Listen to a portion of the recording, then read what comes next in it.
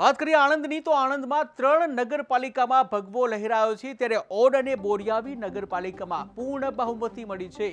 આંકલાવ પાલિકામાં 5 અપક્ષ સભ્યોનું સમર્થન મળ્યું છે ત્યારે આંકલાવમાં કુલ 15 સભ્યો સાથે ભાજપને બહુમતી મળી છે જ્યાં 5 અપક્ષોએ બિનશરતી ટેકો જાહેર કર્યો।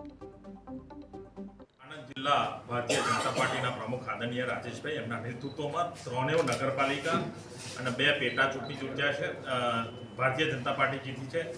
સૌ ભારતીય જનતા પાર્ટીના કાર્યકર્તાઓનો દિલથી આભાર માનું છું અને અભિનંદન પાઠવું છું। આંકલાવ નગરપાલિકામાં ભારતીય જનતા પાર્ટીના 24માંથી 10 ભારતીય જનતા પાર્ટીના ઉમેદવારો જીત્યા હતા અને 5 અપક્ષ ઉમેદવારોએ આજે ભારતીય જનતા પાર્ટીમાં જોડાયા છે। એમને સૌને અમે આવકારીએ છીએ।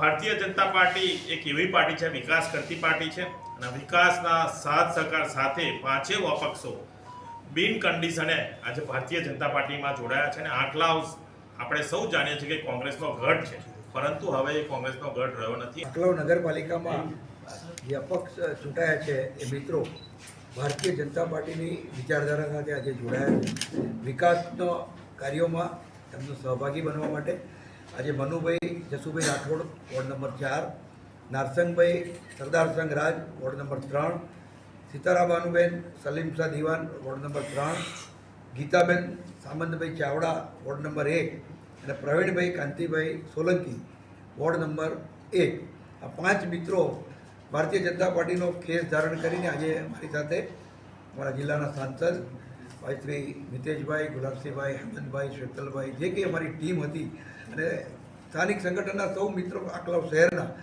સૌની હાજરીમાં આજે ભારતીય જનતા પાર્ટીની વિચારધારા સાથે જોડાઈ આણંદ